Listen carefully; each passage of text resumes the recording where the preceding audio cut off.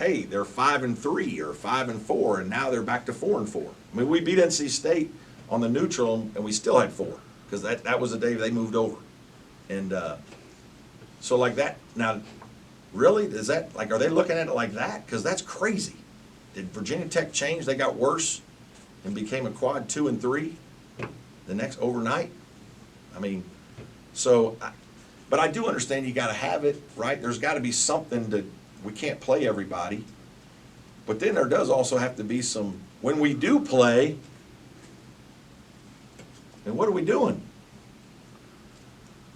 You know, that's why I felt like after the NC State game, when I was asked in the media at the tournament, you feel like you're in? Yeah, I felt like we were in. We beat them for the 3rd time. My goodness, we've got to be in ahead of them. If you have them in, we just beat them, and our numbers are so similar.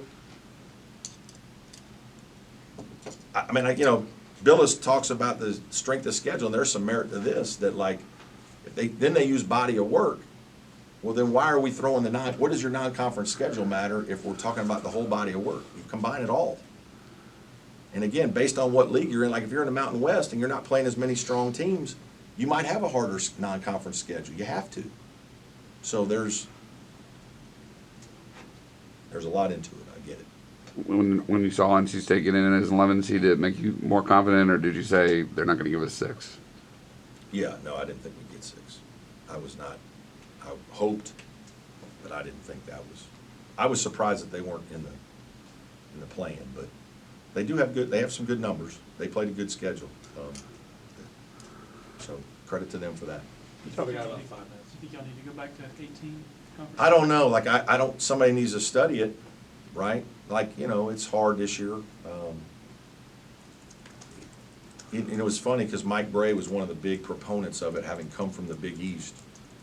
He thought that it really helped.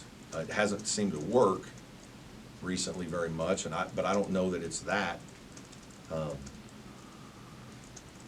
I do think when you have more teams, you know, you're always going to, if you have 15 teams, you're going to have 1 or 2 that are rebuilding, made a coaching change, lost a couple guys early, you know, unexpectedly lose a guy to the NBA, like our KJ McDaniel year. Like, I mean, there's some things that are going to happen occasionally that when there's 15, it's more likely you might have 1 or 2 that are not as, we only have 10, less likely that 1 or 2 of them are really struggling. Maybe 1, but not 2. And then when you happen to play them, then that can be, you know, challenging.